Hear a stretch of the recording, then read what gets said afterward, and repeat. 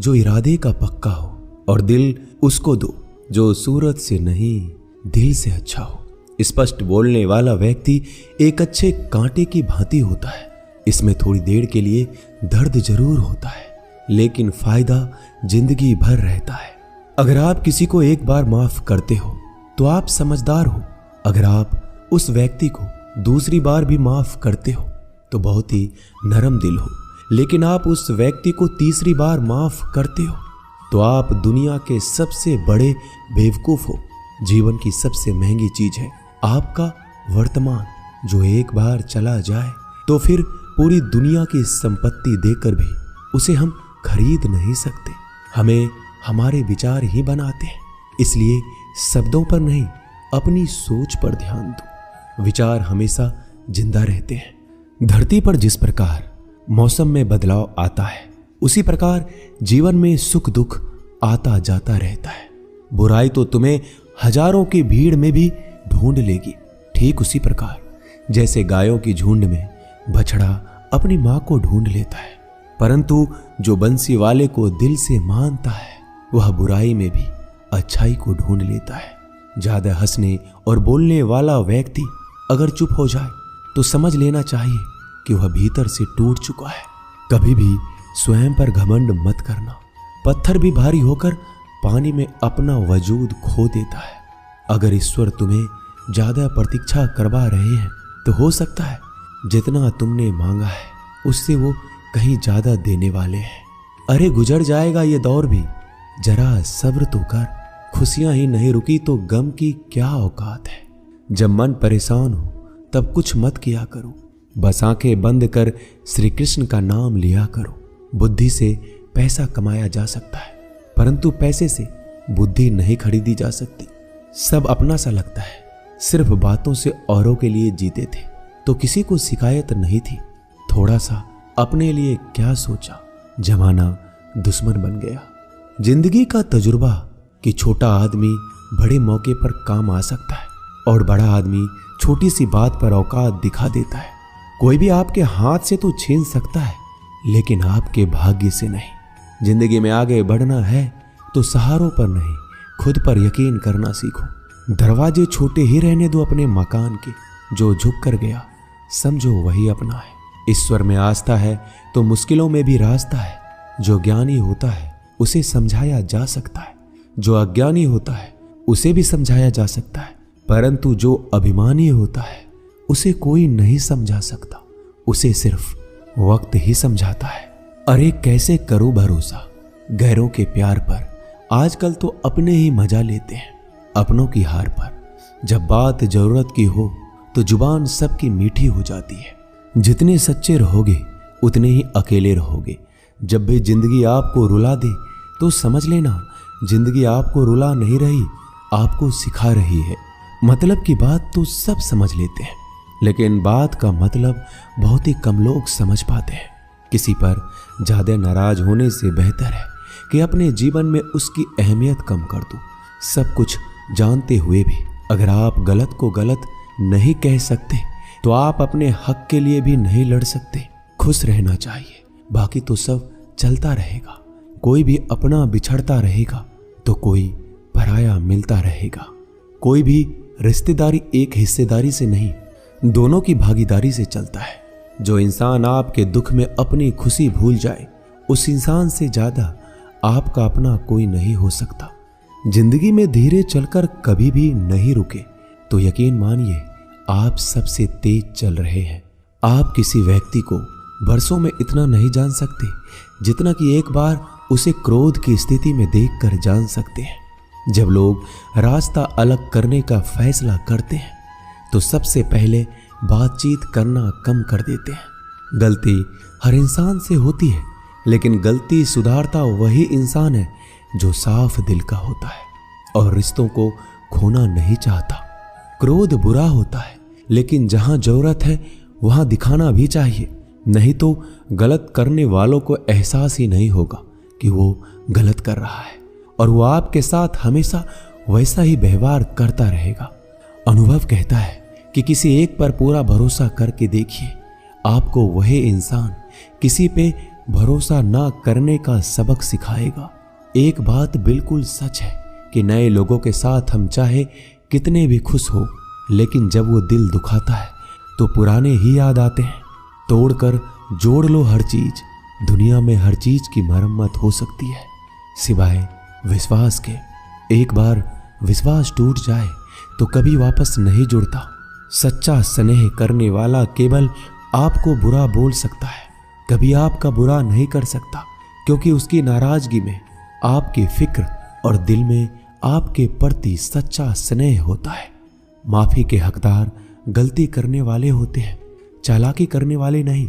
जीवन भर खुश रहना है तो खुद को ऐसा बना लो कि कोई आपके साथ हो या ना हो, आपको किसी चीज का दुख नहीं होना चाहिए। इंसान इसलिए अकेला हो जाता है क्योंकि अपनों को छोड़ने की सलाह गैरों से लेता है। जमीन अच्छी हो, खाद अच्छा हो, परंतु अगर पानी खारा हो तो फूल खिलते नहीं। भाव अच्छे हो, कर्म भी अच्छे हो, मगर वाणी खराब हो तो संबंध कभी टिकते नहीं।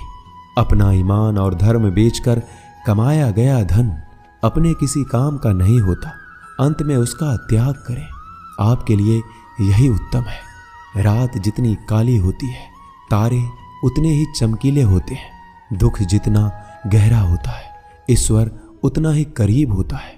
कभी उसको नजरअंदाज ना करो जो तुम्हारी बहुत परवाह करता हो, वरना किसी दिन तुम्हें एहसास होगा कि पत्थर जमा करते हुए तुमने हीरा गवा दिया। जितना आप जिंदगी में व्यस्त रहोगे उतना ही देखना मस्त रहोगे। बात कड़वी है मगर सत्य है। जरूरत पड़ने पर लोग बिना रिश्ते के रिश्ते बना लेते हैं और जरूरत खत्म होने के बाद बने हुए रिश्तों से भी मुंह मोड़ लेते हैं। जिंदगी में मित्र और चित्र अगर दिल से बनाओगे तो उनके रंग जरूर निखर के आएंगे। जो समझ ना सके उसके साथ समझौता ना करो, इससे अच्छा अकेले रहो। कम से कम सुकून इस बात का रहेगा कि कोई है ही नहीं तो समझेगा कौन। आजकल लोग दिल से दी हुई इज्जत से खुश नहीं होते, दिखावे की चापलूसी करने वालों से गर्व महसूस करते हैं। विश्वास करें परंतु मां और ईश्वर के सिवा किसी पर नहीं।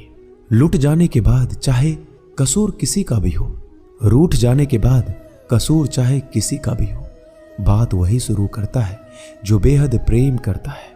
भले ही जिंदगी में अकेले रह लेना, लेकिन जबरदस्ती किसी से रिश्ता निभाने की जिद मत करना। अगर आसमान वाले के साथ आपका रिश्ता अच्छा है तो जमीन वाले आपका कुछ नहीं बिगाड़ सकते। सांपों के दांत में, बिच्छू के डंक में और इंसान के मन में कितना जहर भरा है कोई नहीं बता सकता। इनसे हमेशा सावधान रहें।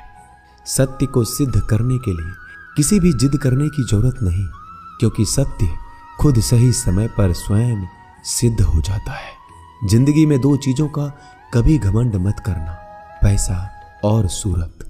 गरीबी आते देर नहीं लगती और चेहरा किसी हादसे में बदलते जरा भी वक्त नहीं लगता। प्रेम से भरी हुई आंखें और श्रद्धा से झुका हुआ सर, सहयोग करते हुए हाथ, सन्मार्ग पर चलते हुए पैर और सत्य से जुड़ी हुई जीभ ईश्वर की पसंदीदा चीजें हैं। अगर आप सही हो तो गुस्सा होने की आपको जरूरत ही नहीं है, पर अगर आप गलत हो तो आपको गुस्सा होने का हक ही नहीं है। धोखे में जीने से अच्छा है अकेले जियो, सुकून से जियो, अपने आप पर भरोसा रखो। तुम्हारा किस्सा एक दिन जरूर कहानी बनेगा। मजाक और पैसा सोच समझकर उड़ाना चाहिए। संघर्ष ही जीवन है, इससे डरना नहीं, लड़ना सीखो। एक बार नींद टूटेगी तो चलेगा, लेकिन कभी अपने सपने मत टूटने देना। आप कितने भी बड़े बन जाएंगे, यदि आपके अंदर इंसानियत नहीं है तो सब बेकार है। जो करना है खुद करना। वक्त के भरोसे बैठने से भी धोखा मिल सकता है। जिंदगी का एक उसूल बनाओ कि तुम्हारी इज्जत जो नहीं करता उसके पास कभी नहीं जाना, क्योंकि जीवन में क्या होगा, या तो कुछ अच्छा होगा या बड़ा होगा। जो भी होगा हमारे कर्मों का ही फल होगा। जिस प्रकार दिया तेल के बिना नहीं जल सकता, इसी प्रकार मनुष्य भगवान की कृपा दृष्टि के बिना जीवन में सफल नहीं हो सकता। जीवन में कोई भी काम करने से पहले एक बार भगवान का स्मरण करना जरूरी है कि मैं जो करने जा रहा हूं वो भगवान को स्वीकार होगा या नहीं। ऐसा करने से आप जीवन में कोई गलत काम नहीं करेंगे। किसी का भला नहीं कर सकते तो बुरा भी मत करो। यदि सम्मान नहीं कर सकते तो बेवजह अपमान भी मत करो। तुम जिसकी जितनी परवाह करोगे उतनी तकलीफ पाओगे, और जिस दिन तुम लोगों की परवाह करना छोड़ दोगे लोग तुम्हें तकलीफ देना छोड़ देंगे। क्या लेकर आए हो और क्या लेकर जाओगे? ये जीवन 2 दिन का मेला है। एक दिन सब यहीं छोड़कर जाओगे। समझदार व्यक्ति कभी बदले की भावना नहीं रखता, क्योंकि वह जानता है भगवान सही कर्म और सही समय आने पर सबका हिसाब करते हैं। जबरदस्ती मत मांगना जिंदगी में किसी का साथ। कोई खुद चलकर आए उसमें खुशी कुछ और ही होती है। संगत का विशेष ध्यान रखें, क्योंकि सफलता हमेशा अच्छे विचारों से आती है और अच्छे विचार अच्छे लोगों के संपर्क से आते हैं। या तो चुप रहिए या फिर ऐसे शब्द बोलिए जो मौन से ज्यादा कीमती हो। सत्य अपने लिए रखना, प्रेम दूसरों के लिए, करुणा सबके लिए रखना, यही जीवन का व्याकरण है। फूल कितना भी सुंदर हो, तारीफ खुशबू से होती है। इंसान कितना भी बड़ा हो, कद्र उसके गुणों से होती है। एक बार एक गांव में एक साधु रहता था जो भगवान पर बहुत विश्वास रखता था। एक बार की बात है, वह साधु पेड़ के नीचे बैठा था और भगवान को याद कर रहा था, और अचानक ही वहां बाढ़ आ गई। चारों तरफ पानी ही पानी था। सब लोग अपने आप को बचाने के लिए ऊपर पहाड़ की तरफ भागने लगे। उनमें से एक आदमी ने देखा इस हालत में भी साधु जी भगवान की तपस्या कर रहे हैं, और सोचा कि ये अपने आप को बचाने के लिए कहीं क्यों नहीं जा रहे हैं। तो उसने उस साधु से बोला, अरे आप क्यों नहीं जा रहे हो? आप मेरे साथ ऊपर पहाड़ की तरफ चलो, नहीं तो डूब जाओगे। साधु बोला, अरे हमें क्या होगा? मैं भगवान की इतनी तपस्या करता हूं कि मुझे कुछ नहीं हो सकता। भगवान खुद मुझे बचाने आएंगे।